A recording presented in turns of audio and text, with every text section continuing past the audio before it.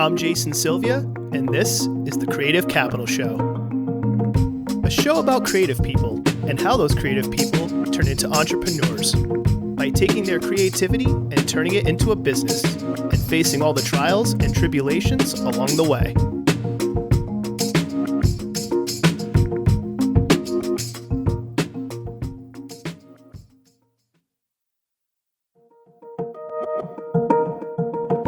Hotels, people, and communities. The hotel and hospitality industries have changed a lot over the years, and one of those catalysts of change is this episode's guest, Everett Abitbol. Everett, along with his wife Valerie and creative director Shannon Maldonado, have redesigned what a hotel is and what it can be through their company, the Deacon Hospitality Group. Everett realized a hotel could be more than just a place to rest your head, but rather a space with multiple uses for both visitors and the local community. Speaking of community, the North Star of the Deacon Group is people and community first, an ethos that has led to utilizing historical properties that can be preserved and reused in new ways. By pairing this with a considered attention to detail, a focus on design that showcases works by local artisans, and amazing storytelling, the Deacon Group has created hotels that contribute to their surrounding communities rather than take away. And all of this started with the wedding in San Francisco. Enjoy.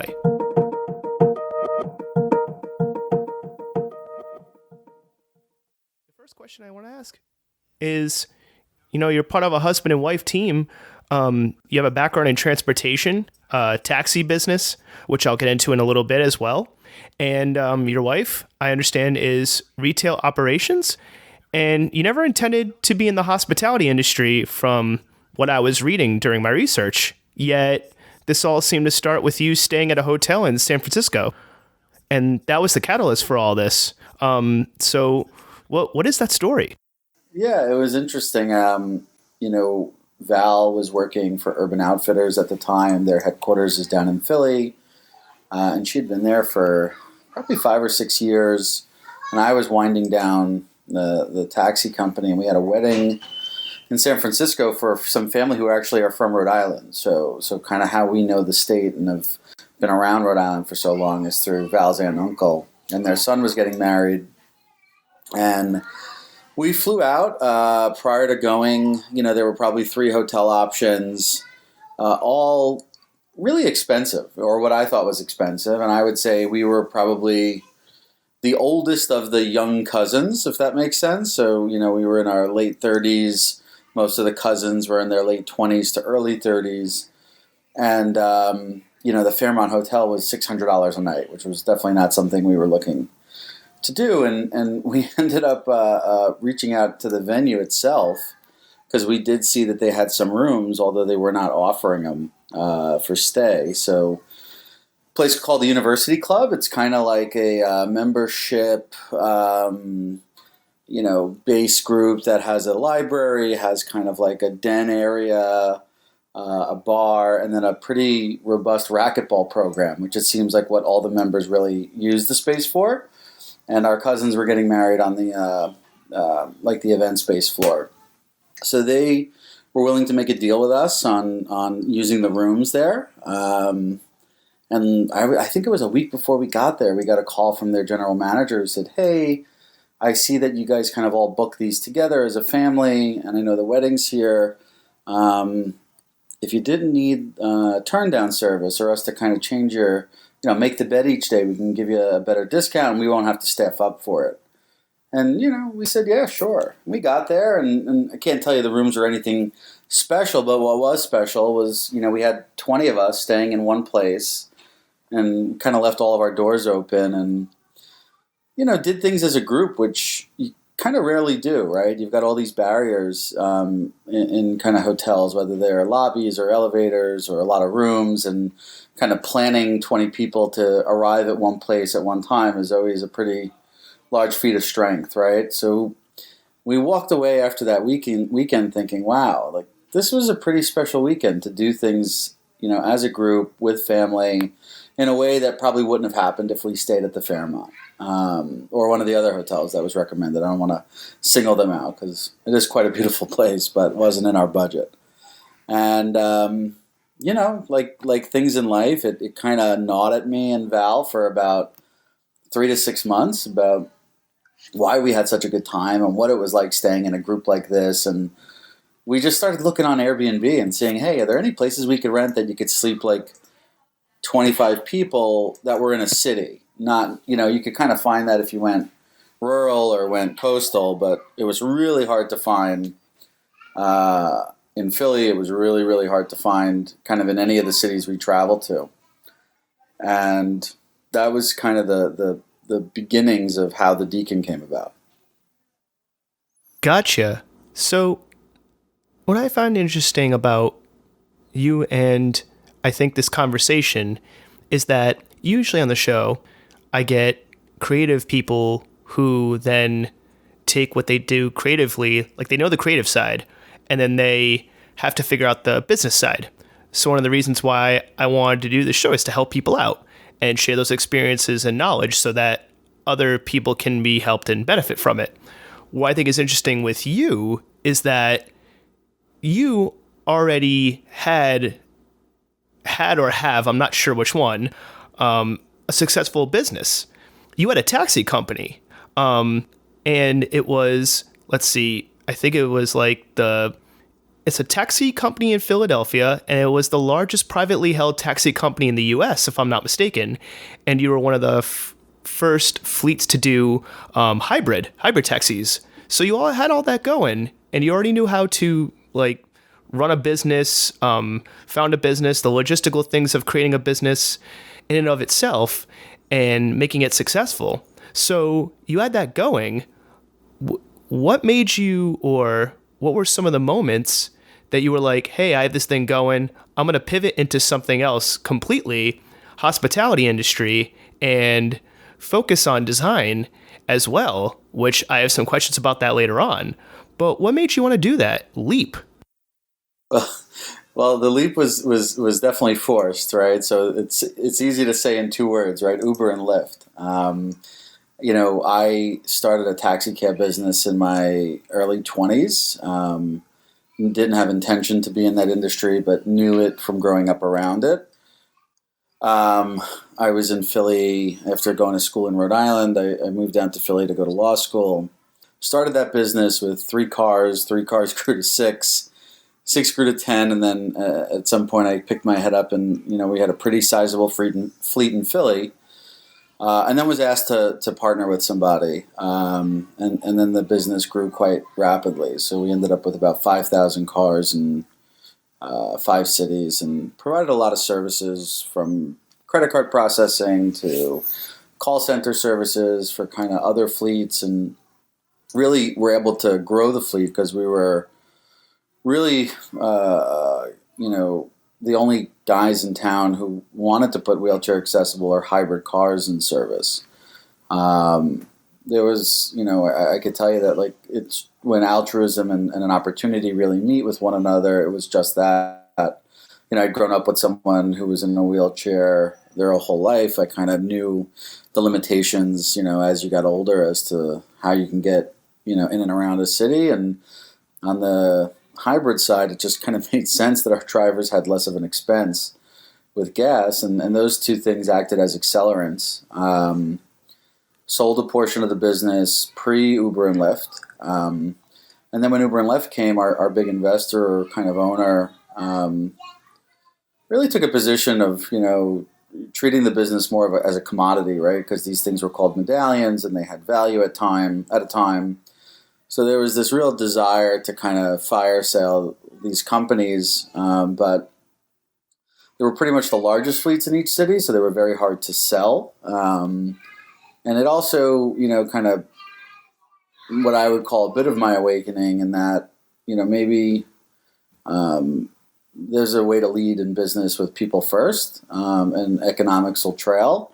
And over about the course of 2 years, we ended up with the ability to convince kind of our financial partners to allow us to do an ESOP, which is an employment savings option plan, and we gave the business over to the drivers through a cooperative. So The businesses still stand on their own. The drivers are still working, although COVID was a real kind of punch in the gut for them. As most urban travel was not happening. But things are starting to come back now. So, about in 2018 was when I was able to kind of hand the last key over to kind of drivers and the staff that had been running the business and exit the management structure. I was looking for something. I didn't know what that was. I have 2 young kids and kind of, prior life of being on a lot of planes and trains, traveling and having a large staff, felt like I wanted to do the opposite of that. So I found myself kind of what I'll call creative adjacent. I started interacting with a lot of people in Philly, who were kind of in the maker scene or, food and beverage scene, and, had enough time to kind of pick and choose what I thought would be an interesting project, which was, originally this idea of just creating a really large Airbnb for group stay in Philly.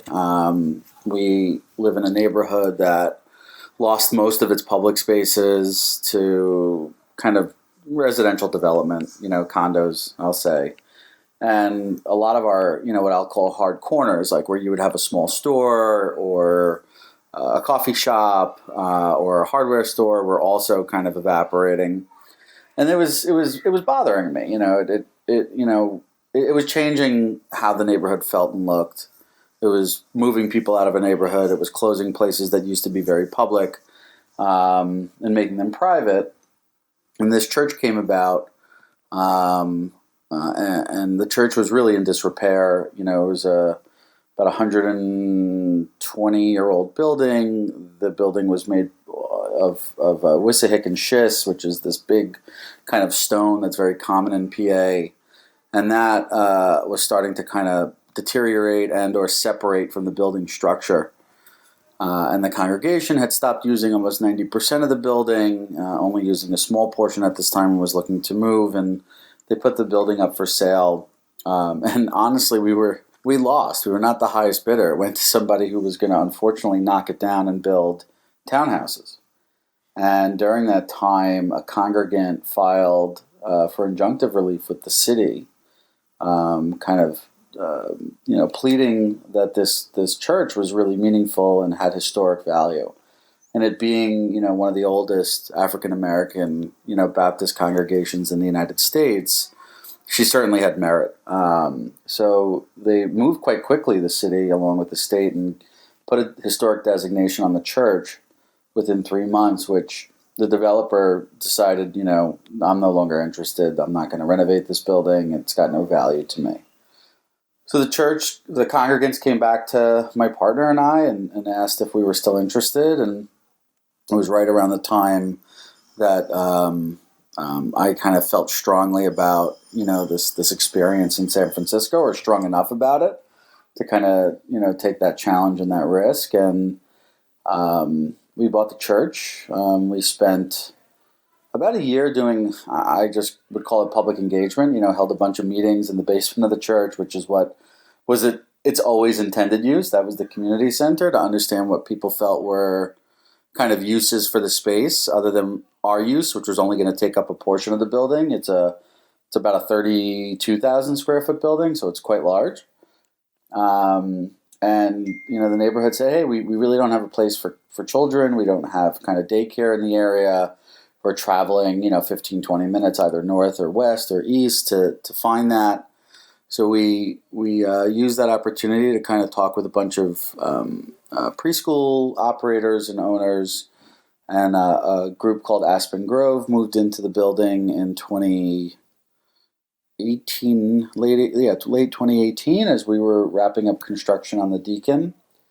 And as the Deacon was kind of taking shape, and we worked with somebody, which is a whole nother story, but Shannon was really kind of the person who opened up Val and I's eyes to, a really wonderful creative community in Philly. We started working on this from a design standpoint together, and realized that the Deacon was a real opportunity to kind of treat our large sanctuary of the church, and where the rooms kind of circle around, as this community space or more public engaging space, so that the church doors would be open kind of once again, and maybe not for prayer, but certainly for gathering, for celebration, and for civic use. So the Deacon kind of was born in early 2019. And we were really surprised on how well received it was. I was shocked at the amount of calls we were getting from kind of press and journalists who were really interested in this adaptive reuse of a church in a city, which was very much on the forefront, because a lot of the archdiocese in each city are selling churches and consolidating parishes or congregations, because in urban centers there is a dwindling number of attendees, and therefore what happens next with these buildings. And it was really kind of, heartwarming to think that they felt we were a really good use of a building. And it was just interesting to hear, we had one of these community meetings where the former pastor said, kind of purpose of a church is, a house of prayer, but a place to celebrate and congregate and enjoy kind of family and loved ones. And we still accomplish many of those goals, obviously minus the prayer. Sorry, Jason, one sec. There's a phone ringing. Apologize about that. I'm on a vacation. I'm down here in Narragansett, actually. I don't know if I mentioned that. So I've got a family vacation wrapped into this. So I guess that's the long-winded answer of how things changed, right? No, not long-winded at all. I think it's an awesome story that our listeners are going to appreciate. While Uber and Lyft certainly, I think changed the landscape for the industry I was in,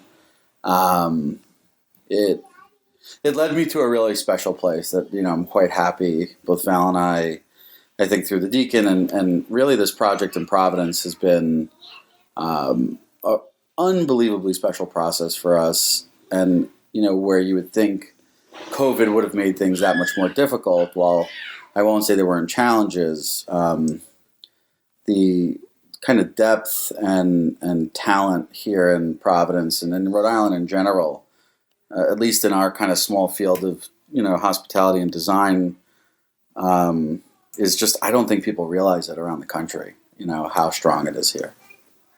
I mean, I'm not trying to make my show Providence-centric, but I've been singing Providence's praises for years, so if this show can help out with that, I'm down, but I'm glad that I'm not the only one who sees that.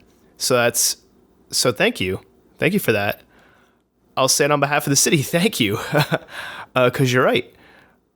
What concerns did you have and what challenges did you face when, entering a new industry, hospitality industry, and also on top of that, from your previous experience of running a business, what things from that previous experience were helpful, and what were some of the things that you had to unlearn because maybe they weren't applicable, maybe they were roadblocks instead of being helpful? Yeah, I think it's a great question. I mean, both Val and I came from an operations background. So, Val had a pretty significant role for Free People, which are one of the brands of Urban, and an operations role at that. And, when there's a ton of merchandise and items moving around from warehouses to retail stores and through direct channels, and the small team that manages all that, I was always in awe of, right? So she's got a really strong background there, and kind of growing my own business, I by default, you kind of have to understand, the operations side of things. I think we kind of came into it feeling like, great, we'll understand how to suss out the right software for bookings and kind of making people's life really easy and simple when checking in, and maybe take this, unforeseen or invisible service model and kind of, do more with it, even through partnerships, whether that's with, food delivery services, or there's even apps now where you can kind of get a masseuse to show up, at your door, called Soothe. So like really looking what was out there to kind of blend into this experience of a hotel that had invisible service, which is what, model we kind of thought, we did decide to move forward with. I think, running a large business, at times you kind of like feel like a slave to like reporting. And I learned really early on in the hospitality business, while it's a nice thing to have, I think what this industry, or how I feel about this business, is a complete focus on how people feel. And, I guess, like Val kids with me all the time, but even during my years with my taxi business, she said, your next job in life, or what I am going to find at some point, is like a double-decker bus in our driveway, because you're going to be a tour guide. She's like, you love telling stories about people and places. And it is something I really like to do. And I've always loved when people come to visit us in Philly to be able to kind of walk them through the things that we know and love. And they're always like, the more typical parts of the city that you end up showing people by default, whether that be the Liberty Bell or Independence Place. But I've always loved that. So like in this, I've gotten to flex my creative muscle of how we make people feel when they arrive, and how we kind of build relationships within the community we're in to kind of foster that for our guests and for the people that work with us in our space, and maybe put aside or kind of put into the back burner of it all like a very quantitative look at business, which is what I think is so special about the hospitality industry, right? Like it's very front forward about how you make someone feel, or even how you engage someone's senses, whether that's through sound or smells or taste, right? So I would say that was it. What concerns and challenges did you have entering into a business where your business partner is your wife? It's your family, it's your wife. Because, you hear executives sometimes say, don't mix family and business in general. Sometimes they'll even say, don't even have a business partner. So what were some of the challenges there where it's like, hey, I'm going into business with family, and now I'm intertwining my personal life and my family life? Well, it didn't start that way. It very much started as, I was kind of on my own with this project with our creative director, Shannon, and I soon realized, how much I needed Val, there. She was kind of always by my side through the beginnings of it. And I think, at some point also for Val, who's been, working, for large companies for the better part of 15 years since graduating school, she was also kind of like very interested in having something just feel a bit more personal to her and more connected with the people we interact with, right? Versus where she was. And it really was a day where I came home and said, Val, I think you should be doing this with me. And she looked at me right away and was like, I completely agree. And we really did care about the people at Urban, and Val had such long relationships there that they were truly wonderful in the way they allowed us or her to kind of phase out. And they've even supported us in ways with renting our space for photography, or we host a nonprofit that they support in our space about twice a year. So the transition was quite lovely, but I knew within the first 3 months that Val was the person who was going to really, be able to run with, that high level of personal touch on both the events and experiences side that I needed. And I will say, like, we did think that the Deacon was just the one thing we were ever going to do, and that was it. It's in walking distance from our home in Philly. We did not plan to be, doing 2 or 3 or 4, but here we are with our second one open. So speaking of things not planned and then happening, you and your wife are not designers by trade, yet I've noticed with both the Deacon and Dye House, there's this huge focus on design, and like amazing design at that. Because honestly, the design of the rooms on Instagram is what caught my eye and what led to, us having this conversation. So where did this huge focus on design come from? Did it come from Is it more personal with you and your wife? Did it come from your creative director? Was it because, like you said, you were creative adjacent, you knew the design community? What led to that focus? No, I think both, Val and I are like people when we travel, we very rarely travel for leisure. We travel to cities. We love looking at art. We love looking at public space. We love kind of discovering and have always done that, the kind of creative communities of places. We got bit by the bug. We had bought an old factory in Philly that we converted into our home. And we did that, kind of on our own. And I will say, in doing this professionally now and having a creative director, man, did it really help the process, because there's just so many wonderful things that you turn or discover at every turn that I guess the paradox of choice, becomes the biggest problem. But we met really early on a woman named Shannon Maldonado who had a store called Yowie, and while she wasn't an interior designer by trade, we kind of stumbled crossed paths a few times and stumbled into the notion that we were kind of both looking to do a project together in some way where she took on interiors. And that started with the Deacon and went through again with the Dye House. So I will, say, while we love the process, the outcome and the finished product that you see couldn't exist without, the way she kind of guided us, through our design choices, along with the partners that we made.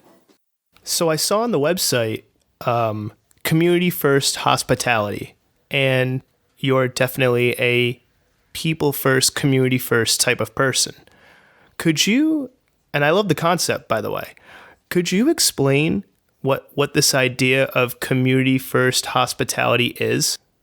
Yeah. You go into I think like the way we thought about hotels 20 years ago, or maybe the way hotels thought about themselves, was like this real effort of place making, right? So you kind of walk into a huge lobby, it overwhelms your senses. They do a ton of kind of design into that moment of arrival, and then you kind of walk through a space that probably is, 5 or 10 times the size of any home we live in, that's really meant for kind of like the circulation of people, but not necessarily use. And then you look at venues, right? You go to a wedding or you go to some sort of social gathering or corporate event, and you see these places that are just designed to house these people for the moment. And then they lay kind of dormant, right? 4 days a week or during the daytime of every day of the week. And those are the two pieces to me that just felt like, wow, if there are such economics in this business to be able to allow a place to kind of not, function for someone, then why isn't it functioning for the community? Or why are we maybe not putting a priority on this place making, and maybe it's something more towards place keeping and, how we allow people to use space. And it just started as a thought, and that thought was then kind of tested with the Deacon. What can you do when you kind of are able to offer people space at times for free or for little or no cost, or program it yourself and gather people in a space to meet others that you find interesting or impactful? And we just said, listen, if we can program the space ourselves for the time it's empty, which is, in most of the events industry is half the time, or a lobby space that just doesn't, have the same kind of value in the way we see it in our spaces, then how do we dedicate these spaces for that use? And we started with like simple things. The Deacon sat next door to an elementary school. We're in a pretty, I would call it low to middle income census tract of Philly. Not a lot of large homes in the area. Most people live in a 2 or 3 bedroom kind of trinity, they call them. And we said, okay, well, maybe we think for the visitor here, someone who lives here, and by the way, as Philadelphians, we're fierce defenders and lovers of our neighborhoods. And the idea of like sending friends or family to stay in one neighborhood because that's where hotels are and not your neighborhood has always been like a challenge, right? And I think Airbnb has started to to alleviate that. But we knew we could be this real community amenity just for the rooms itself, right? I don't live a big enough house where my family comes. I get to stay at the Deacon, have a little dinner or something at the Deacon with my family, and it's around the corner, right, or a couple blocks away. And then we started talking to, like I said, our elementary school next door doesn't have a performing arts space, so they get the kids on the bus and they travel about 15 to 25 minutes across the city to two other schools that do have a performance space. And we had this big sanctuary. And we just said, hey, guys, here's the space. If you want to use it for your, winter and spring concerts as well as rehearsal, we'll work around that in the sense that, these times typically we aren't occupied. So we have provided our space for that. We ran an experiences series, which was ambitious. I mean, we were doing about 3 to 4 a week where we were bringing in folks we found interesting. They could be in the creative world. They could just be somebody that we felt was doing something impactful in Philly. We did a speaker series. We did kind of these layered food meets design events. One of my favorites was I didn't know this, but if you boil an avocado pit, it turns the water into a very kind of lovely blush dye. And we had a textile artist who was telling us about this and wanting to do this dyeing class, this dip dyeing class. And we said, well, if we need avocado pits, why not just let's have a guacamole making class as well. So, kind of layering these fun things and finding the restaurateur or chef or fun partner to be able to do all this was how we kind of started, what I would call a very community-centric approach to the use of space. And I think when we look at buildings, and we have come across 2 historic buildings as the ones we've taken on, they're always a challenge. And instead of, using space to conform to something it shouldn't be, which maybe is a hotel room sometimes, allow it to be space for, for kind of the public or for community. So, the center of the Dye House, which is the largest portion of that building, we are really utilizing as a community venue. Same thing with the Deacon. So I think it's, recognizing that there's a balance and some of the way to create value is not strictly through how many nights can you book a hotel room for, but rather, what you can provide to a neighborhood, is at the very top of our list. So things are going well at the Deacon, and you're helping people, when they stay, create their own stories for your neighborhood, right? And then you're also telling stories through the Deacon itself. You're preserving the spaces, preserving the neighborhood, preserving the history, making more of a community, right? And one thing with businesses is that, growth and how you grow can make or break you. So I know you were saying before, you and your wife didn't expect to even go beyond the one hotel.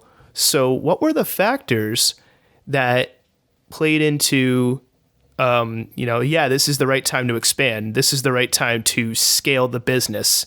And what are some of the challenges of having this second hotel that's remote? It's in another state. Yeah, I mean, I wish I could say that there was as much intent as the way you just said it into how we thought about our next location. I can tell you, my wife and I, from the moment we've been married and have had children, knew that our goal was to be back in Rhode Island at some point in life, whether that was upon retirement or we just didn't know when it would be, right? But we knew we wanted to be back here. And we met up here at school and spent a lot of time in South County and a lot of time in Providence. So I can't say that we were looking to scale or grow and starting to look at cities and understand, did we want to go to Baltimore? Or did we want to go to DC or New York or Brooklyn? Or, it wasn't that. It was truthfully, I kind of laugh. The Deacon has this very odd history with our relationship with our creative director around a ceramic shoe, which is whole nother story. But, the second piece of ceramics I ever bought in my life was a gift for my mother, and it was coming from Providence. And when I saw that, I had purchased it online. I think the shipping costs were almost like half of what the item cost. So I kind of felt, you know what, this is a good opportunity to go take a ride up, visit my wife's aunt and uncle in Wakefield, and I'll go pick the thing up in person, is really how the dye house came about. I'd be lying if I said when I bought the item and realized I was going to go up there and it was a bird feeder. I did a little digging on just who these makers were and what their story was, and I did see that the building had been up for sale at some point in time. But when I came up and picked up the bird feeder and just met Peter and Jim, who were the owners of Jay Shots, there was this immediate connection to them. I mean, what could have been a 10-minute interaction to pay them and pick up the item turned into a 2.5-hour kind of afternoon together in their studio and home. And I think it kind of very much felt the way the Deacon felt, which I know real estate is thought of as transactional, but it felt very relational to us, when the congregation kind of hit this speed bump, or a portion of the congregation, and the building was not going to be sold, and they did need to move into a place that they can inhabit. So, it was a relationship that allowed us to move forward on that project in Philly. And here it oddly felt like I was building a relationship with Jim and Peter, and in passing, said to them, if you were ever interested in selling the building again, I'd be interested in looking at it. And that's how, the dye house started. I mean, for me, there was not a ton of time ever spent on thinking of where we were going next and why. I knew that if we had an opportunity like this to take on a really special building in place with really wonderful owners in a state that I wanted to be in and in a city that we really enjoyed, then it made a lot of sense. So I hit the go button pretty quickly with Val and coming back up to kind of spend an evening with Peter and Jim and talk through what their hopes were, both in selling and where they were moving to and what that timeline looked like, because they were the only occupants of the building. So they had their ceramic studio there, and they were moving that practice somewhere else, and they weren't really sure where that was going to be. So it very much was like working with family, and how we bought this building and how, the business came about in Providence.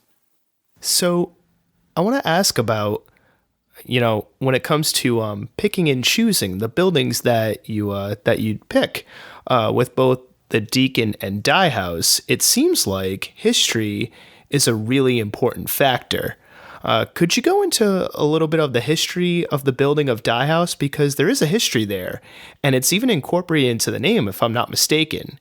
And how much does history of the building and history of, just play a role in what you do in telling the stories of these places and these experiences in these hotels? And how much does history of the building affect what you renovate and what you design and how you design around things rather than tearing things down and rebuilding? Yeah, I think SNL does such a great skit with Zillow, right? I think we've all, or a lot of people, have been really engaged in design and buildings and kind of their histories, through apps and through, just kind of it being so readily available at our fingertips that when I saw the building immediately, as I was looking at the bird feeder, it's a handsome, interesting looking, long, low slung building amongst, a number of factories. And then it's got a lot of windows. So you kind of say, okay, well, this was built with a purpose, right?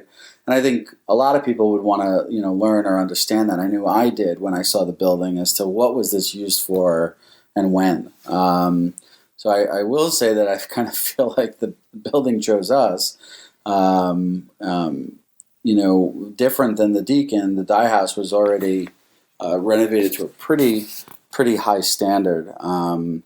Prior to Jim and Peter owning it, an architect owned it who really took that building from being kind of fallow and disrepair into what it looks like for the most part today on the exteriors. And I think it just becomes this layering effect, and when I met Peter and Jim and really felt good about them and started to learn more about the building, and it was more so not even the pieces of the structure or why there were so many windows or why they louvered in a certain way to create air circulation during the dyeing process. It was learning about just Olneyville and every city has an Olneyville, a severed toe that was cut off because of a highway, right? So if you look at the way the 610 kind of barreled right through that west side of town, it created this kind of area where maybe industry was. We've got it in Philly along the waterfront. New York's got, almost every city's got it. And, knowing Rhode Island's rich history of mills and textiles and design, it was a story that you want to learn about, really quickly, and starting to understand not so much just our building, but that whole complex of buildings and what Olneyville Square was, being kind of the second downtown of Providence, 50 or 60 years ago, and getting to talk to the guys over at New York Systems and hearing, their kind of history in the neighborhood. You started to realize that this was a place that people were. There were people kind of coming here to work, coming here to shop, coming here to eat, and there was a really vibrant commercial corridor over there that over time, being these kind of skills and, businesses closing, the highway coming about, kind of lay dormant for a long time. But what was there was a really rich history of kind of makers and artists and designers, along with, a community that really looked a lot like the community that lives around the Deacon and Graduate Hospital. I think 35-40% of our community there and here, both, Spanish was their first language. We've got a really lovely kind of Guatemalan population within Olneyville and Silver Lake, and the food offerings reflect that, right? So La Lupita was the first place I think I ate when in visiting Peter and Jim. That's a good first place. It was a really good first place. But you knew that there was a lot going on there, and that there was a lot of, I think, history, but in the sense of, how communities develop and grow. And we met these people at One Neighborhood Builders really early on, who had this real, dedication to affordable housing. And we saw some of the other community-centric projects like the Steel Yard and Farm Fresh happening in the area, or it happened already and established in the area, that it really felt like an opportunity to, we're a small hotel. I mean, we're 4 rooms in an event space that's probably 3 times the size of the rooms that we have, but felt like we can do exactly what we did in Philly, which was, give those in the neighborhood a really, affordable place to stay as an extension of their home, or what we call, like a guest room for them, and have the venue in the middle be this kind of grounding space for us to engage with the community.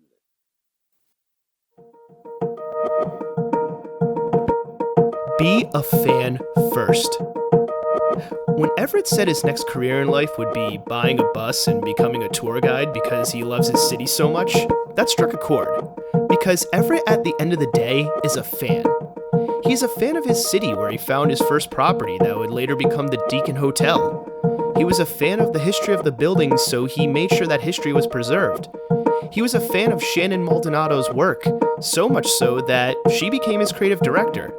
He's a fan of artists and designers, so the design and products within his hotels are all carefully considered. When he visited Providence to pick up a product, he was such a fan of the makers of that product, he forged a relationship, and that relationship would lead to his second hotel, Dye House. And at the end of it all, Everett is a fan of people and communities, hence the guiding principle, people and community first. Everett knows the power and importance of being a fan. It led him to a new career, and it makes the work that he's doing now, well, not feel like work. So whatever it is that you're trying to do or create, make sure you're a fan and leverage that fandom so you can gain the drive and passion you will need to become successful.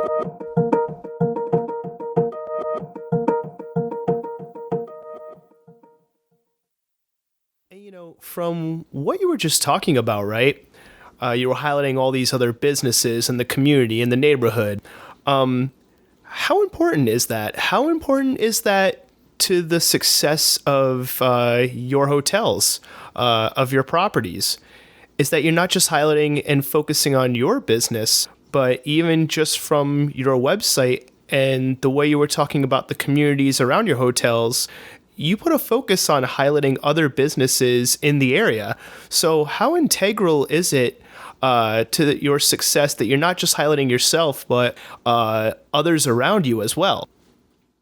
Yeah, I think, one of the things we do well or feel we're strong at is communicating. And I can't say we do it perfectly every time. I've definitely gotten some feedback in the way we've kind of communicated, our space or Onlyville, and have taken that, I don't even want to call it criticism. I think it was just like constructive advice and changed or maybe spoke differently about the way, we see the community or what the community is. But I think all of those bits and pieces were wildly important for us and how we kind of, like, why is a guest staying with us, right? I think is the question here. If a guest was staying based on price or based on like proximity to a downtown core or, offices or, maybe the universities, they wouldn't stay with us, right? So they're coming and they found us, maybe because they like our design is probably the hook, I would say.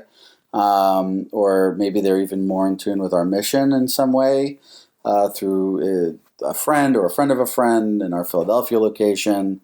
And so we know when they're getting to us, how do we keep them, kind of having that experience that we find really special and meaningful and not heading to, Waybosset and, downtown Providence or the east side of Providence to have this experience, which we think is, I think culturally diverse, interesting. At times you feel like you're finding things that maybe were meant to be unfound, in Onlyville and on the west side. And I think our guests and our traveler really appreciates that. I mean, I think it's as important as anything that we become a bit of a megaphone for the businesses around us. And if it helps them, great. If it allows them to better understand like who we are and what our intentions are, even better. But I do think that it's one of the most important things that kind of that first week of walking around Onlyville and getting to meet some people and being introduced to some of the people we even worked with who then showed us, the next place to eat or go visit or a person who could be really helpful on our project, was. And I'll it was a part of this project, in the beginning where we thought, okay, maybe we would have like a couple of really close partners in the neighborhood and a couple of items in the space that were reflective of the community. And within like halfway through the design process, we realized that we could almost make everything in that building within a mile or two of Dyke Street. And we ended up doing that. It was, from beds to chairs to textiles and rugs and, other objects, plates and glasses and mugs in the room. It even is what really propelled us to having a retail space because we just found there to be such a wealth of interesting, people making stuff in the area that, maybe giving them an outlet to sell it would be even helpful. And we've got this little kind of retail kind of space when you come in. But yeah, it was, I think the neighborhood was everything. I think we look at ourselves as being a really small part of it. And if we can, amenitize the neighborhood with a place to stay, great. And then, it's what happens outside of our four walls that, our guests really remember. I think everybody, likes to arrive to a hotel room that they feel is interesting or that they've fallen in love with some of the images of it. But it's what happens outside of our walls that are as important, if not more. So speaking of highlighting other businesses and being a megaphone and having things, outside the four walls, right? I've noticed that you have a number of design partners and local partners. So just for example, RISD, you have Yowie, Industrious Spirits Company. What is the process of how do you pick like, hey, this is a good fit for us and we're going to partner with this company or these people? And you were talking about relationships before. When you found the building for Die House, you felt like you were in business with family. So how do you pick and choose those relationships, and how do you forge them? And how do you maintain them? Because at least to me, relationships are an important part of business.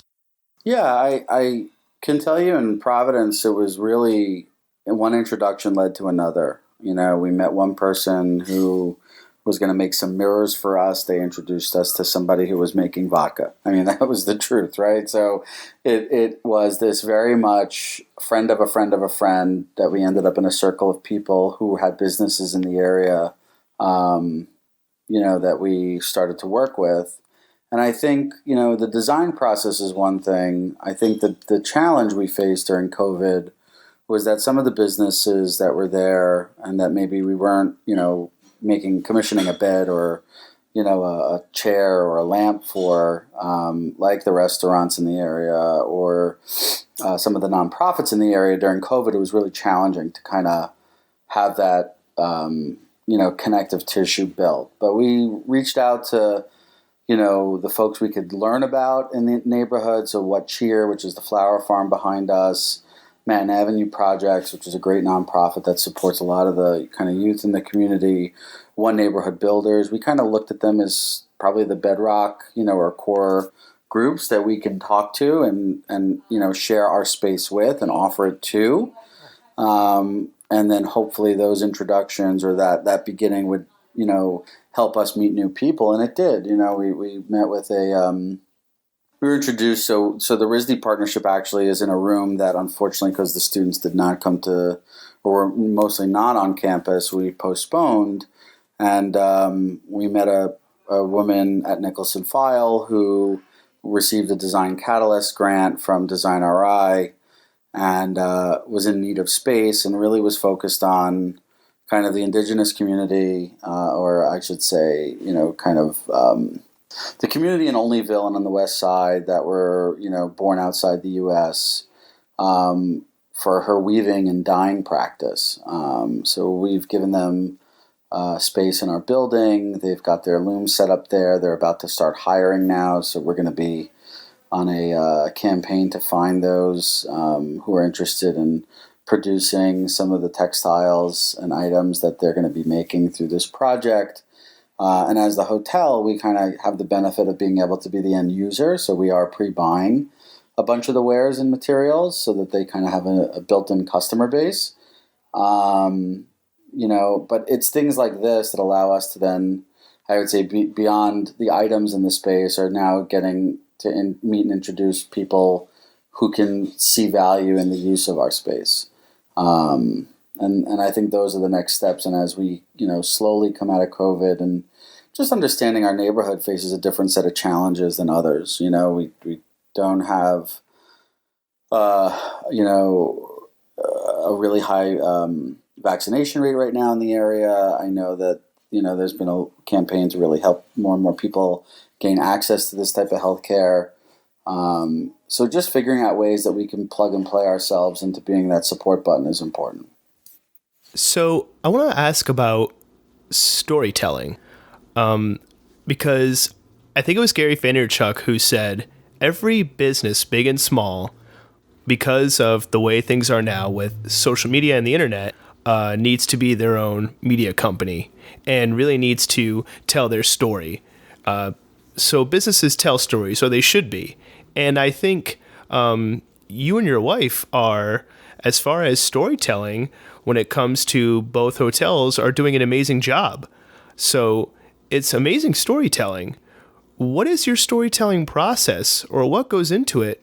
I think you were mentioning before how you said your next job is going to be a tour guide because you really like telling the stories of your neighborhood. So for those businesses that are maybe having trouble, or just creative individuals out there having trouble telling their story, what advice can you give on, from your own storytelling process, how you tell those stories and how you publish them and put them out into the world?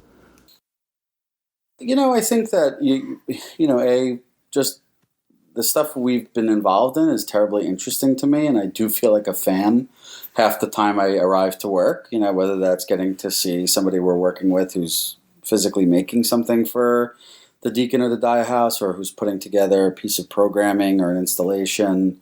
We recently worked with a student at RISD who did their senior thesis project, which was called Souvenir, that was open to the public at Dye House kind of right when we opened. So it's great to get to be a fan of the stuff that you do or the people that you work with, because then I think the storytelling piece, it comes naturally. There's never, I think, a time where anybody is at a loss for words when they experience something wonderful. So I would, I think my default is find those wonderful people to work with or places to be around, and the storytelling comes pretty easy. I think we had just such a rich history of Olneyville, rich history of the building and what used to go on in this building, a rich history of the community that exists there now and the makers we worked with in the space, that, there's a lot to tell. And,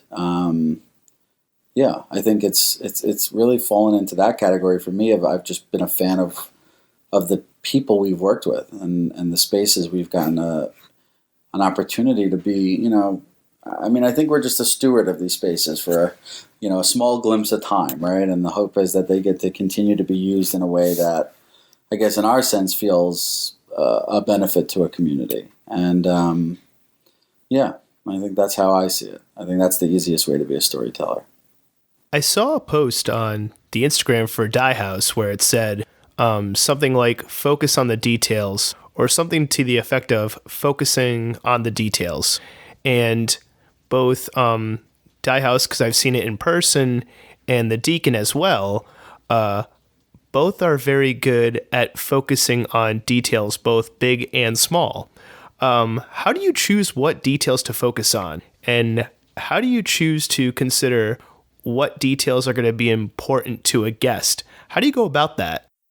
Yeah, we took a look at, I think, you start with kind of everything outside the four walls, then inside the four walls, and you kind of pick your targets at a very high level and be completely open to having a really circuitous route of how you get to the final product. I think inside, when it came to the rooms, obviously you were in the business of making people smile and feel comfortable. And I think you get to do that through design quite a bit. But then there are also, kind of the ephemera, the soft touches of, a map and how you curate, someone's viewpoint of it was really interesting. We were looking at all these maps of Providence, and every map of Providence is a viewpoint from the downtown or east side looking out. It was very hard. We couldn't find the perspective of what we wanted, which was from the other side of the 610, the valley in Olneyville, looking over towards the water. And, I think, you start to find that in those details becomes, thoughtfulness and intention, right? And the reason for that for us was, very much how do we keep people engaged on our side of town? We think there's a lot of wonderful things to do. And I think while, maybe it touches people at a surface level, I think, the some of the best who do it in a way that it feels very natural when you come across information or items or things in the space, and how you interact with them. And I think that for us, it's been understanding kind of the story we want to tell, then drilling that down to how can we do that through kind of tactile items or visual items that are going to help that both within the hotel and outside the hotel. And I can't tell you, if, every last detail we ended with was something we thought from at the beginning, because it definitely wasn't. But you end up finding it. And I think if you can be amenable that, you're going to change ideas and paths, probably 6 or 7 times along the way, I think you'll find yourself in a pretty good place at the end.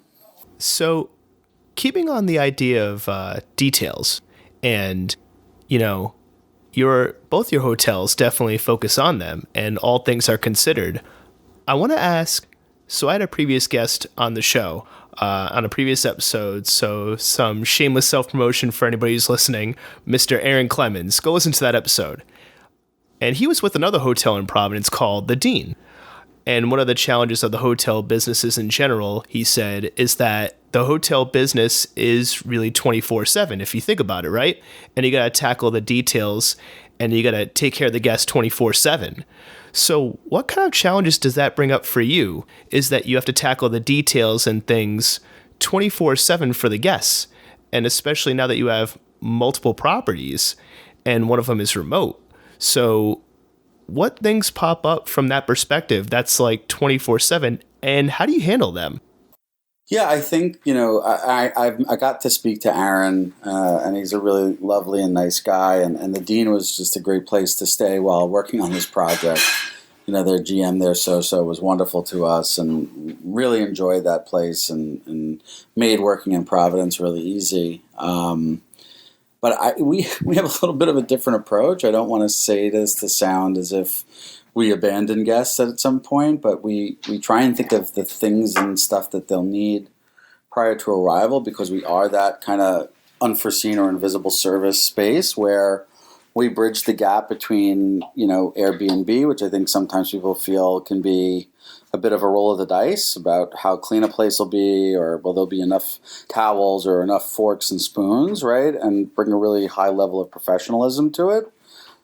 We're always a text away. We do have somebody on site, or in Providence who could be there in the event of emergency, but we try and think of all the things that you'd possibly need while with us, and then kind of plan for that and deliver it in a way that we aren't needed whatsoever or ever seen. So our guests check in and check out with a virtual key and a door lock system that allows them to kind of enter both the space and their room independently, as well as the way they interact with even purchasing an item in our retail shop is all done a bit on the honor system and through a virtual shop and QR code to purchasing items in the room. So we take a little bit of a different approach, and I also think, for maybe what COVID has uncovered, and I think Providence has actually always done it this way, but the hospitality industry has really put such stress on being a 24/7 business, and I do think that there is a wellness factor that sometimes goes by the wayside, and having that downtime, or just having a bit of a break in how you provide services, it was important for us to think about.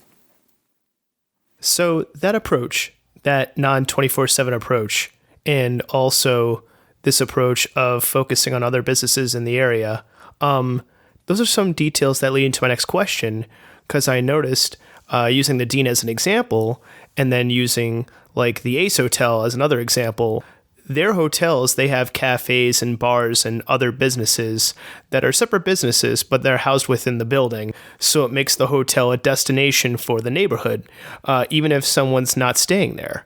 However, that's not the case with Die House. Is that an intentional aspect of how the hotel runs and operates, or is that going to change? It's intentional. I think we're small projects, right? So when you have a 50 or 60 or 70 room hotel, I think there's this almost innate requirement to be able to, feed a guest or do a bit of the placemaking we talked about before.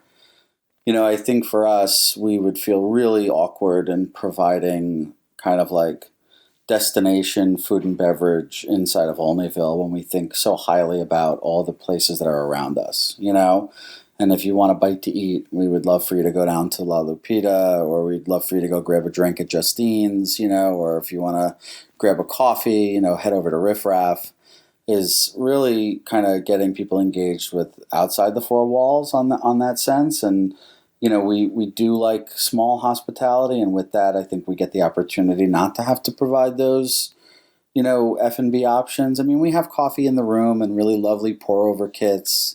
And we work with New Harvest, who's over at Farm Fresh, for providing that into the rooms. And some of our rooms have kitchens, and we can guide people of where to pick up great produce or where to do their shopping. But yeah, I don't see us ever, and especially at the Deacon and Die House, ever bringing in a restaurant. So I noticed on the site for Die House, one of the rooms listed, I think it was the loft. And, again, going back to the storytelling, just seeing the description of the room, it said perfect for a private dinner or a small gathering. And the reason why that stood out to me was because there are hotels out there that kind of even discourage someone doing that. They don't want you to invite people up to the room and have a party. And you're saying in the storytelling of that room, you're encouraging it. You're saying this is a great idea. You're encouraging it with the storytelling. Do you think hotels will shift away from, hey, this is just a place to rest in, and instead think of, hey, you can use this room for other things and experiences? Or do you think the industry has not caught on to what you obviously know already, that a hotel can be part of the experience of the story staying there?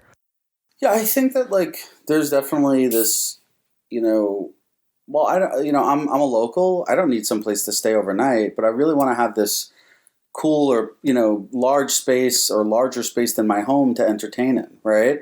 And be able to have a dinner for 8 or 10 or 12 people.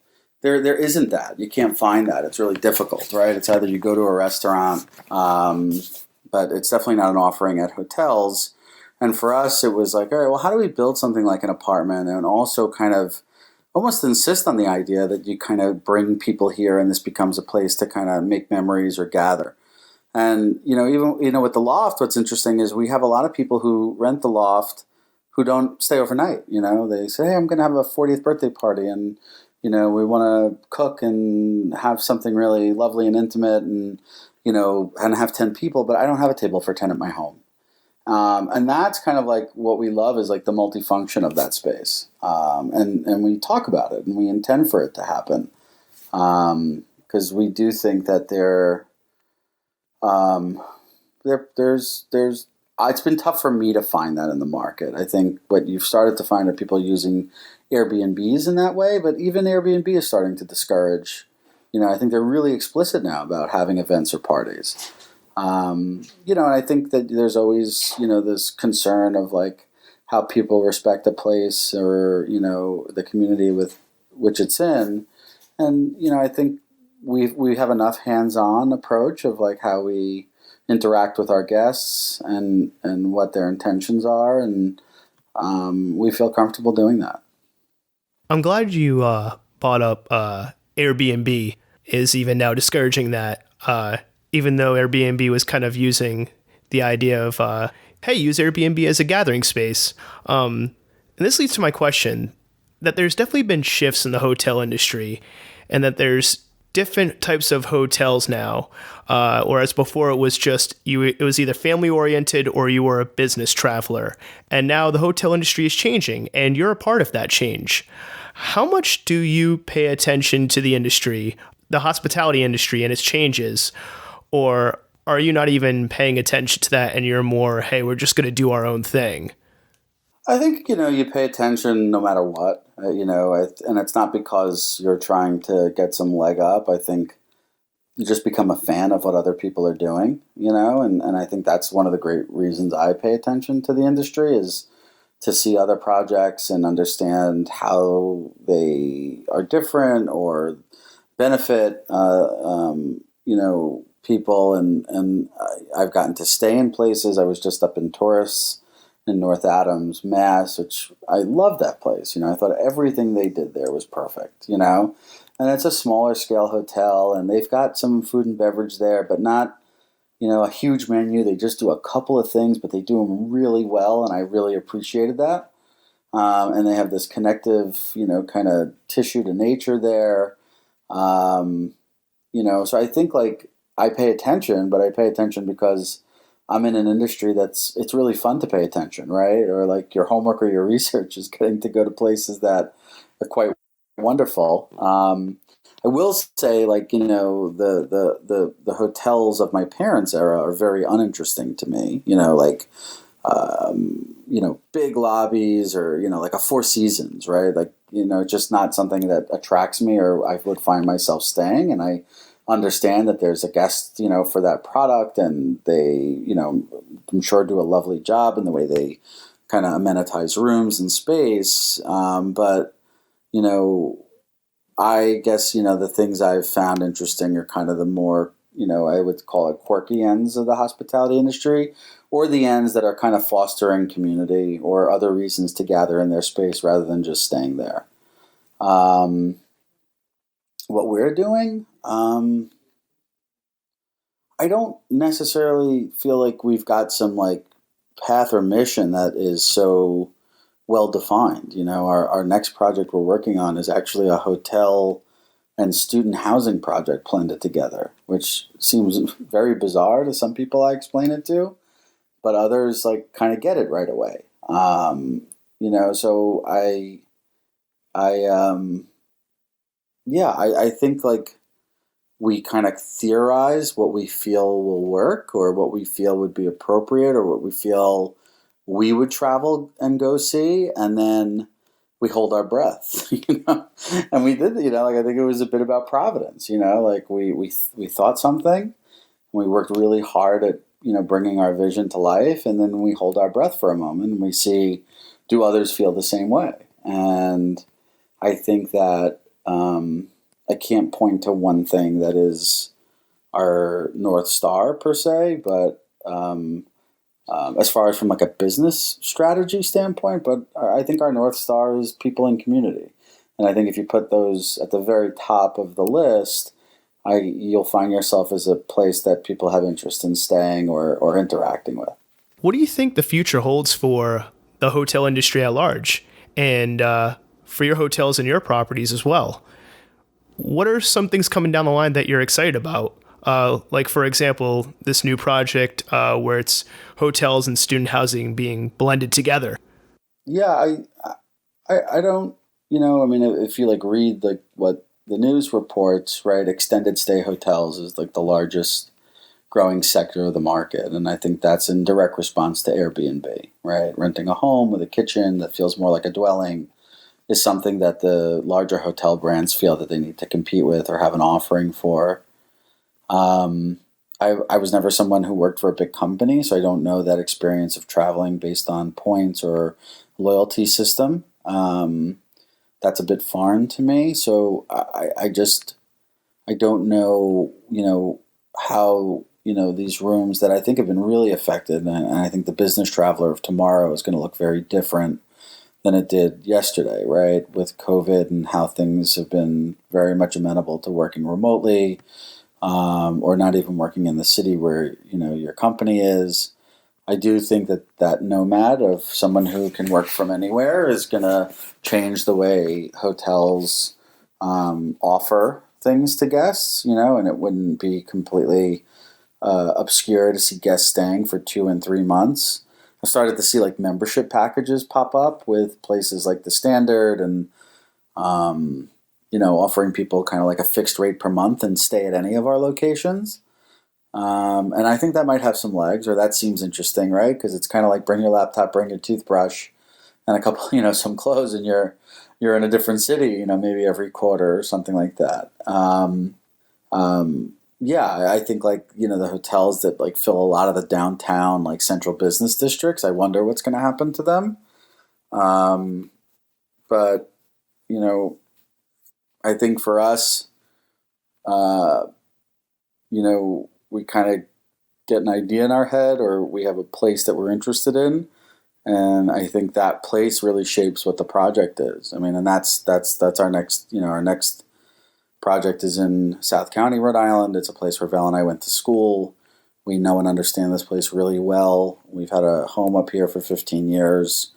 We understand kind of the struggles of the student community as it's interwoven into like a really wonderful seaside community, but they, you know, definitely have a pinch point or, you know, a bit of abrasiveness, you know, between the two, kind of in how they all coexist. And I think we found a better way to do it, and we're going to try. It's not without its challenges. I think, you know, people are, you know, skeptical always because they haven't seen something like that before. And I can tell you, you know, the stuff we've embarked on is not easy, even from like a financial aspect. Like most banks don't want to, you know, if you say the word hotel, they ask, well, what's your flag? And, you know, I kind of chuckle right? Because I don't think a Marriott's going to get involved, nor would we want them to in a 4-room or 8-room or 12-room project. But I think where, we'll struggle in the sense of like, financing a project that's different, or, getting a town council or a planning board to understand, the necessities of this project and why we think it actually works quite well. I think we take on challenges that we almost feel sometimes as a problem solver for, or at least in this next one, it feels that way.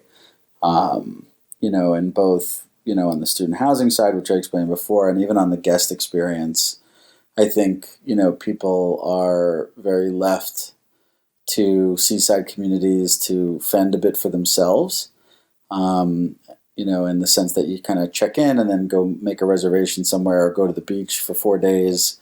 And I think there's just a lot of wonderful storytelling along Rhode Island's coastline that we can do through programming, through education, so that when families do arrive down here in South County, they get to maybe enroll in an ecological tour of Black Point, or even participate in a beach cleanup, in participating with some of the nonprofits in the area, and have that kind of level of programming and experience that we've done in the 2 projects now, and bring it to a place that doesn't normally see something like that. You were mentioning getting financing for a hotel from the bank and not being a Marriott and going to like a local town council and convincing them about the project. What are some things about your industry and your hotels and properties in general that people may not realize or don't know, whether it's the front end perspective or the back end perspective, that you wish people did know? What do I wish people? I don't know. I feel like if I've done a good job, they know. It's a good question that I don't have a great answer to, Jay. I'll be honest with you. I think every business has its struggle, whether it's how to capitalize it, how to operate it. I think you're constantly learning is actually what's the definition of being a good operator, and changing. I don't love SOPs that are around forever. I don't think they make sense, or at least they don't to me. And I do feel that, if you're not learning from a guest or from someone who's just maybe viewing you from the outside and has some criticism, then you're not doing kind of your job, right? Because we're very much a touch point for people, and how people react is how we should learn. So, I think, I think that's the only one thing I would say, right? Is like this ever-changing, set of ways in operating and ways in working with the community and your guests are important. You just said that you're always learning, and going along with that, with all your experience and things that you're continuously learning right now, what advice would you maybe have given your younger self from what you know now?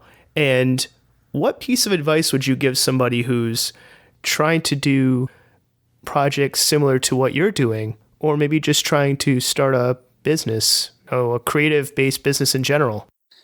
Ooh, my self-advice 20 years ago. I mean, this industry has kind of like re-energized me in such a way that I wish I started in this business in my 20s than in my late 30s. But advice-wise, I do think that unless you wake up every day wildly interested in what that day brings, I think, there's challenges that get to be met every single day in the hospitality industry, especially interacting with guests. And I think there's something always new that, I think in this world and in kind of the creative world, I think embracing change is the best advice I could, give. I think that those who kind of treat themselves a bit malleable will do quite well. Okay, so we're at the end here, and last question, and it's not even a question, it's just more of a traditional thing I do with the show. What do you have coming up? What are you excited about? What do you want to promote? or if you don't want to promote anything and you just want to have a hot take on something, this last part is basically just an open mic, a megaphone, if you will, to say whatever you want to say. So this last part, the floor is yours. So go for it. What am I interested in? Wildly interested in kind of like hospitality and generational hospitality, in the sense, check out Chip Conley. He's doing this kind of like elder travel community that I think is really interesting. I feel like the hotel industry and restaurant industry really narrowly focus on, 25 to 45, as an age range. And I do think having very interesting offerings for the other end of that spectrum is something that I just find intriguing and I like to read about. I think like in other countries, you tend to find like there's more of a connective tissue between old and young. And I would like to see how that starts to change in the U.S., or if it even does. So I'm interested from a housing perspective, from a hospitality perspective. And then I think, one of the just general challenges, and I always wonder what I can be doing as a space or in the hospitality industry, is to really talk about kind of food insecurity and food deserts. I think for as much effort we place on, this placemaking idea, and food is very much at the center of that. I think like it engages all your senses, but it is very limiting to who has access to it, and maybe how we give more access to stuff like that, or just in a position to make better decisions, about their food choices, and using the hotel and restaurant industry as a platform to kind of engage that change, I think could be really, really interesting in the next decade. Those are my two Google alerts, we'll call them. We'll end it on the Google alerts. Everett, thank you so much for coming on. I had a lot of fun, learned a lot just from, what goes into these hotels that are just beautiful and so well considered. So thank you so much for coming. And that's it for this episode of the Creative Capital Show. Thanks for listening, and a special thanks goes to my guest, Everett Abitbol. The Creative Capital Show is hosted, recorded, edited, mixed, and produced by me, Jason Sylvia. You can listen to the Creative Capital Show over at our website, creativecapitalshow.com. We're also available on Anchor FM, iTunes, Spotify, Google Podcasts, and all other major podcast hosting platforms. If you like the show, please subscribe. Helps the show out a lot. And be sure to follow the show on Instagram, Twitter, TikTok, LinkedIn, and YouTube. I hope you enjoyed the show, and until next time, keep on creating.